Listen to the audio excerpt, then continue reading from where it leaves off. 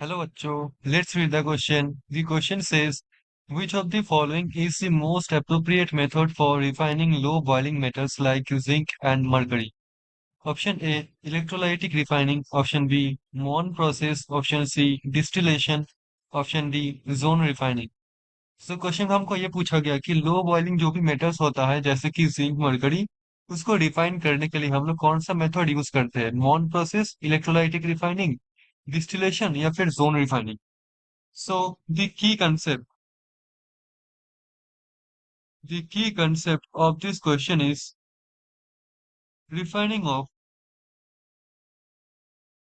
refining of low boiling low boiling metals. First of all हमको each and every process को details में चर्चा करना है तो चलिए डिस्कस करते हैं डिस्टिलेशन होता क्या है distillation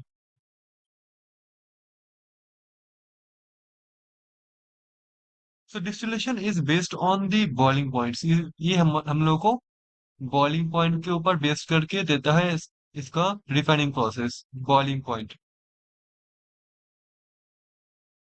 so this is use for volatile metals. It is used for volatile metals which have lower boiling points than their impurity, which have lower boiling points boiling points than their impurity than their impurity. ठीक है for example जो zinc होता है या फिर जो mercury होता है यह example so they can be separated by distillation process initially जो मेटल्स होता है the metals is heated to more than is heated to more than their boiling point मतलब आप देखो क्या एग्जैक्टली होता है हमारा बॉइलिंग पॉइंट सपोज हमारे पास लेट से मार्करी है हमारे पास इसका इम्प्योरिटी के साथ मिक्स्ड है इसका इम्प्योरिटी है ठीक है अब सपोज हमारे पास मार्करी का बॉइलिंग पॉइंट है एक्स लेट से इम्प्योरिटी का बॉइलिंग पॉइंट है वाई तो डिस्टिलेशन हम लोग तभी कर सकते हैं जब ये क्या होगा y is greater than x होगा तो मैं सिस्टम को हीट करूंगा कि कौन से टेम्परेचर पे the temperature must be greater than x but lesser than y तो क्या होगा इम्प्योरिटी मतलब जब मैं इसको हीट करूंगा इम्प्योरिटी वेपराइज नहीं होगा ओनली मरकरी वेपराइज हो जाएगा ठीक है तो अगर वेपराइज हो गया तो इम्प्योरिटी से अलग हो जाएगा फिर हम लोग कंडेंस करके मरकरी को अलग कर मतलब अलग कर सकते हैं मतलब उसको फिर से हम लोग लिक्विफाई कर सकते हैं ठीक है सो यही इसका फंडा है तो देखो ये जो जिंक होता है इसके लिए भी एप्लीकेबल होता है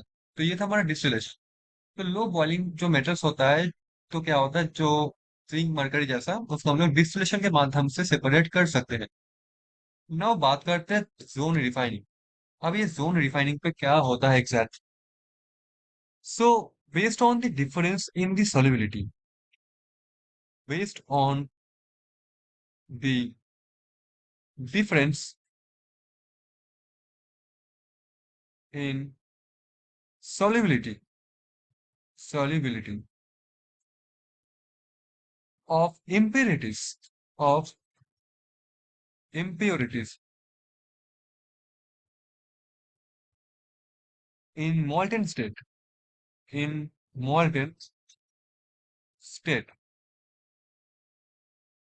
and solid state of of